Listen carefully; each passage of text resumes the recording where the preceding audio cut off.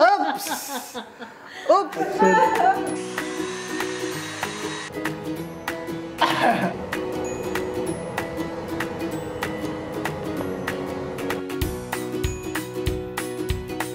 Jadi guys, daripada kita nunggu lama-lama kan bakingnya lama ya.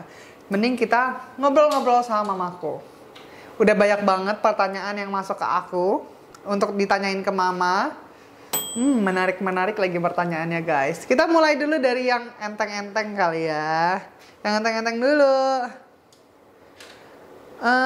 Sejak kapan sih Ma Clava itu pinter masak? Nih, sejak kapan Clava pinter masak, Bun? Sejak kapan? Pinter masaknya belum kelihatan, tapi pinter bikin kuenya sejak SMP. Ya guys, jadi aku... Dan dahsyatnya langsung minta belajar bikin nastar.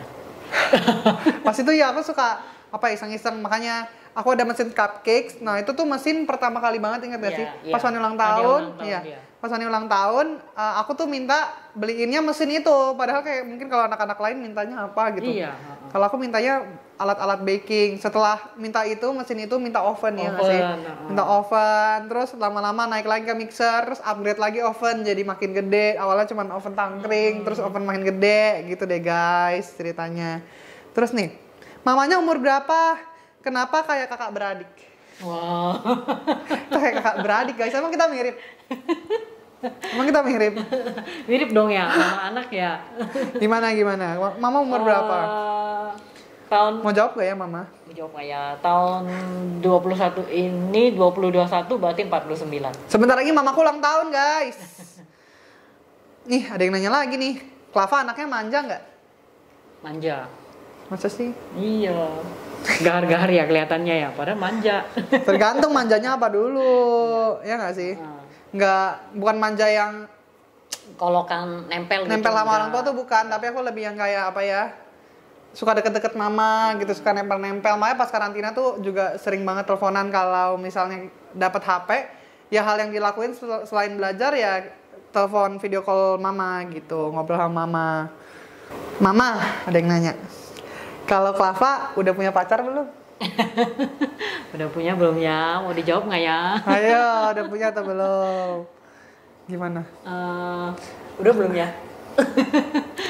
Kita lihat nanti Rahasia aja. lah guys, masa harus ngomong-ngomong ke mama sih? Iya. Kita lihat aja nanti. Iya, ada yang nanya nih, Mah. Menurut mama, menurut tante, Kak Clava mirip gak sih sama Kak Audrey? Enggak mirip. Iya loh, banyak loh yang Iya. Nanya yang bilang Fanny itu mirip sama Audrey. Nggak tahu dari mananya. Tapi malah ada yang bilang mirip Chef Arnold. Iya, benar. Benar juga, banyak banget yang bilang aku mirip sama Chef Arnold. Katanya kalau Kak Clava bilang kakak saudaraan sama Chef Arnold, mereka percaya. Ya ampun. Itu karena cabi-cabinya aja mungkin kan. Apa ya? Kak, dulu mama makan apa ya? Kok bisa ngelahirin anak yang cantik kayak Kak Clava? Aduh, makan apa ya? Ngidam apa, Ma? Emang ngidam apa? Clava waktu hamilnya malah nggak ada ngidam, tapi diwajibkan sama keluarga katanya supaya anaknya smart itu hampir tiap hari. Rahasianya guys. Kepala ikan. Wah, itu kepala ikan besar-besar dari ukuran sedang sampai ke besar. Semua jenis kepala ikan. Tuh, mungkin jadi ini kali jadi hasilnya. Tapi guys, aku nggak suka makan ikan, ya kan? Iya. Mungkin karena dalam perut udah terlalu banyak makan ikan. Iya, jadi udah nggak mau lagi makan ikan. Nih, ada yang nanya lagi nih, Mi. Mama Kak Clava bangga nggak sama kakak Clava karena udah masuk top 5 MCI 7? Gimana? Aku ya, jujur kalau aku ya guys, aku tuh kecewa, ngerasa sedih, ngerasa kecewain orang tua, ngecewain mama, ngecewain papa, Cece, Dede. Karena apa ya, pas aku keluar juga ya kan ada mama, ya kan? Datang menjemput. Yes. Pas aku keluar tuh kayak dijemput sama keluarga. Aku sedih sih, jujur aku sedih kayak kenapa sih Clava gitu loh. Lu nggak bisa nunjukin yang terbaik di saat ada orang tua lu sampai akhirnya lu harus pulang gitu loh. Itu aku sedih dan lumayan lama aku baru bisa healing dari rasa sedih itu mungkin ya. Tapi nggak tahu menurut mama. Menurut mama gimana ngeliat aku udah sampai 5 besar? Menurut mama, papa sama semua lah anggota keluarga, khususnya keluarga inti, jangankan top 5, dia bisa masuk MasterChef aja, udah bangga banget. Nyangka nggak sih Mak kalau Fanny Nggak tuh bisa nyangka, masuk MasterChef? nggak nyangka banget. Waktu Klava udah mulai di karantina, ketemu sama kungkung poponya, malah Kungkung Popo itu kakek nenek. iya kakek nenek, opa oma kita bilang. Itu aja bingung gitu loh. Wow gitu, hebat ya gitu loh. Cucunya bisa masuk MasterChef. Dia nggak Iya. tahu, pokoknya mau masuk, intinya masuk dulu, entah itu masuk galeri atau enggak, pokoknya udah terdaftar, udah terima. Iya. Itu aja udah bangga kok. Ya gitulah guys, dari audisi kan mama pasti tahu banget lah dari aku audisi apa ya, pertama itu apa, Mitup ya Iya, kan, audisi iya. Mitup tuh mama yang ngeliat gimana aku prepare dan lain-lain. Terus next ke audisi apa tuh ya, Yang persiapan off air ya kan, audisi iya. off air itu Itu 2 hari lagi sebelumnya cuma. iya, tahu. cuma dikasih beberapa hari sebelum 2 hari. aku harus datang ke RCTI untuk audisi off air. Nah itu aku langsung bener-bener banget trial. Nah mama juga salah satu yang nyobain makanan-makanan aku ya kan. Iya. Terus next ke audisi on air ya kan. Iya. Next audisi on air itu mama juga yang coba ayam taliwang ya kan. Itu aku keluarin 2 menu. Kan kita disuruh siapin 2 menu. Iya. Satu udang bakar, satu ayam taliwang. Cuman mama bilang yang taliwang tuh enak terus keren gitu looks-nya gitu kan. Jadinya bikinlah ayam taliwang gitu guys. Jadi mamaku ini juga, mamaku dan semua keluargaku tuh yang saksi aku bisa masuk ke MasterChef gitu. Support. The biggest support system guys. Tipe ideal calon mantu menurut tante gimana? Ups. Gimana? Tipe tante bagaimana ya? Kan yang penting kriterianya dari Klava. Tapi tipenya mama, Waduh, tipe. pengennya gimana, punya mantu yang kayak apa gitu? Yang jelas tipenya harus baik, bisa sayang sama Klava, saling support kali ya berdua. Yang penting berdua saling support. Gitu guys, nggak neko-neko lah, aku juga nggak neko-neko. Ya, nih ada yang nanya nih. Jadi pertanyaan dari dia guys, mau menantu Surabaya atau Serang? Aduh, nih pertanyaan dari Audrey MCI 7. Menantang sekali ya. Surabaya atau Serang? Sama-sama S ya? Iya nih. Kalau yang B, yang C, yang D nggak ada. Guys, apaan B, C, dan D? Itu apa? Jadi gimana nih? Yang mana aja, yang penting yang Klava suka, yang Cocok. itu kriteria tadi. Yang cocok Ya, lah. yang cocok. Buat apa dipaksa-paksa kalau nggak cocok? Bener nggak? Betul. Bener. Betul. Terus ada yang lagi nih sama si si Rere. Mau punya cucu berapa? Kalau punya cucu mau cewek atau cowok duluan? Cucu ya. Karena tante sama om suka anak kecil, jadi maunya banyak. Wes, maunya banyak guys. Untuk aku masih punya cece dan juga punya dede Iya, guys. Terus kalau mau cucu apa duluan? Kalau mau sih cowok dulu. Karena kan ini udah cewek semua, tante udah punya 3 cewek. 3 cewek. Jadi maunya langsung dapat cucu cowok. Aduh, gila. Aduh. Nih, satu lagi pertanyaan penutup lah guys ya. Untuk kita sedikit sedih-sedih dan haru-haru kecil. Ya. Bagaimana Bu rasanya Klava itu bagian yang hebat di MCI 7, biarpun belum mampu bawa piala? Bagaimana ya? Kaget sih jujur. Waktu Klava diumumin nama Klava yang harus pulang, memang kaget. Kaget banget lah guys. Kaget banget. Tapi sedih juga. satu sisi waktu mendengar komen-komen juri itu kayaknya tante baru berasa, wow, ini si kecil-kecil cabai rawit juga gitu. Ini nggak kecil guys, ini gede. Dia paling kecil secara faktor umur sampai bertahan di minimal ya top 5 lah. Nyangka nggak sih sebenarnya Fanny bisa sampai top 5? Nggak nyangka. Top 10 aja kayaknya, kalau top 10 kayaknya punya feeling Bisa masuk.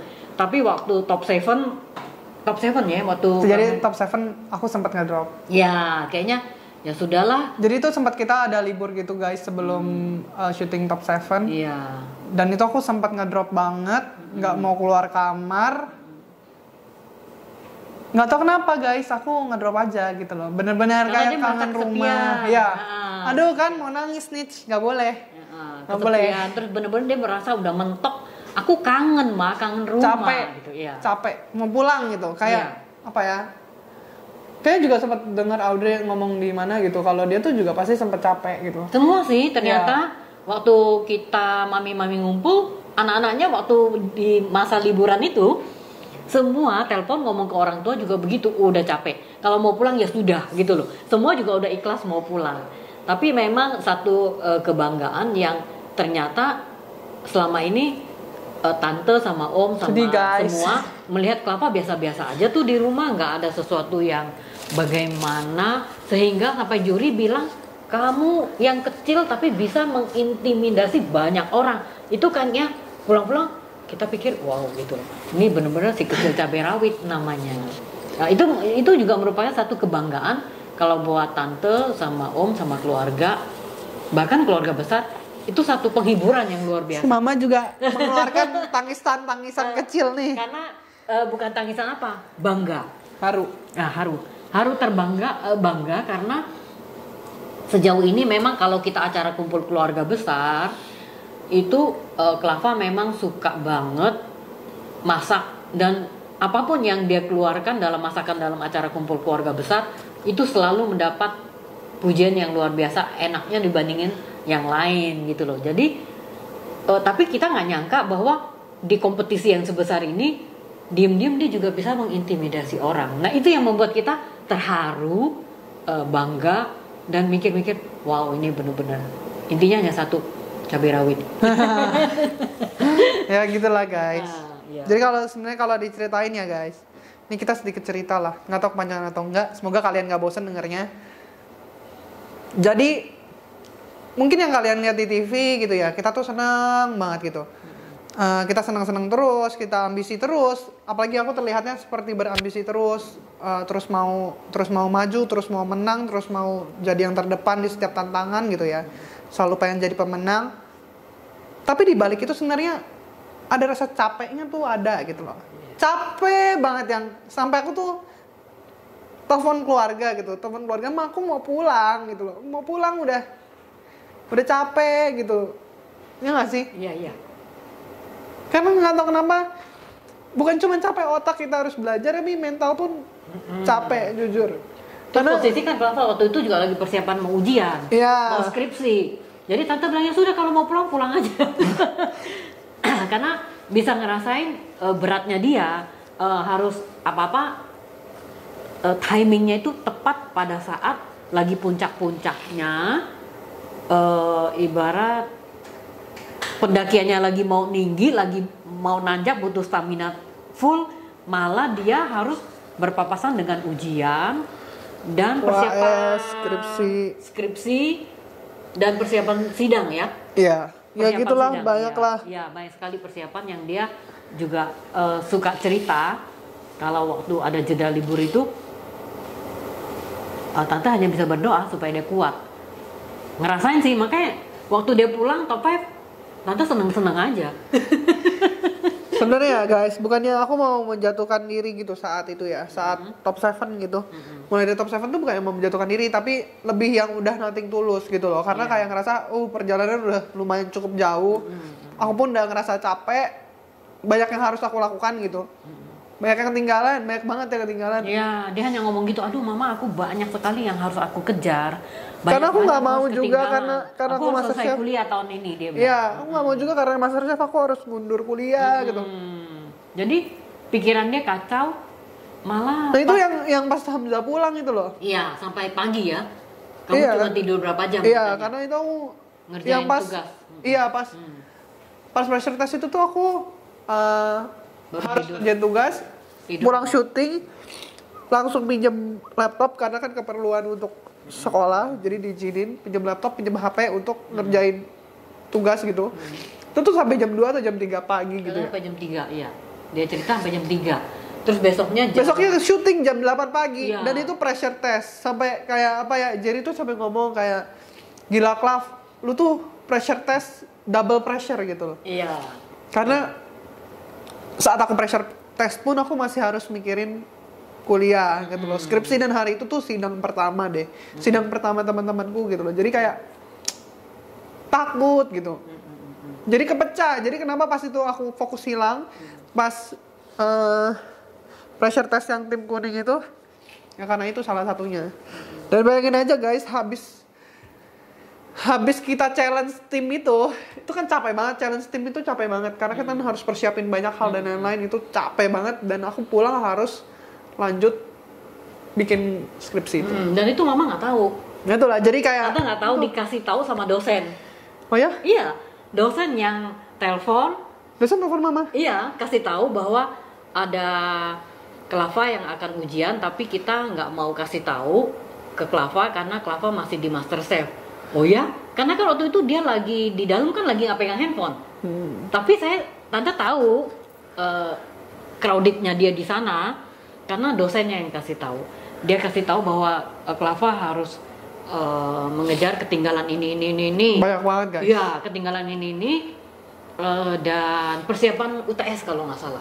Sampai aku tuh kayak mohon sama dosen tuh, Sir boleh nggak saya kasih waktu ini itu, karena benar-benar waktu kosong pun aku pakai buat belajar, karena kayak aku nggak mau mecah fokus sebenarnya, pengennya fokus ke MasterChef dulu, selesaiin aja dulunya. Jadi kenapa aku minta dispensasi, makanya kenapa sebenarnya di top 7 itu aku udah benar-benar nothing tulus, udah benar-benar kayak udah pulang deh, nggak mau pikirin lagi gitu loh. Ternyata makanya kenapa kalau kalian nonton ya, kalian perhatiin dari top 7 tuh aku udah cengar-cengir, mau masuk pressure test kayak mau masuk apa kayak bodo amat, cengar-cengir aja, mau salah kayak mau enggak kayak. Inget gak sih yang ayam aku nggak matang pun aku nggak ngerasa takut, walaupun walaupun dimarahin sama Chef Arnold tuh nggak ngerasa takut gitu loh. Jadi kayak pokoknya aku do my best, aku try my best, coba sebisa mungkin semaksimal aku, tapi kalau memang aku harus pulang ya udah gitu loh. Tapi ternyata Tuhan kan kasih jalan lain gitu loh. Ternyata aku terus sampai bisa top 5. Nah di top 5 inilah pikiran itu berubah. Saat masa ini aku tanamin ke diri sendiri, no Klav, lu nggak boleh have jiwa nothing tulus. Yang pulang ya udah bodo amat, nggak bisanya lu tuh udah di depan impian lu harus fokus. Jadi ditanaminnya apa? You need to have something tulus. Aku harus punya sesuatu yang nggak harus digenggam terus gitu, nggak boleh lepas gitu. Jadinya kenapa aku ngerasa sedih banget dan kecewa saat aku pulang di top 5. Karena saat itulah aku lagi pengen banget bergebu-gebu, pengen banget let's go, tancap terus sampai final gitu loh. Dan ternyata aku harus pulang. Itulah sedihnya. Makanya Tante bingung. Kemarin waktu top 7 bilang mau pulang, liburan sebelum masuk top 7. Lah sekarang disuruh pulang kok malah nangis. Nangis. Itu karena aja ya gitu. Jadi itulah alasannya guys. Semoga kalian gak bosan ya aku ngomong panjang kali lebar kali tinggi guys. Jadi sekian guys. Oke. Sekian Q&A-nya.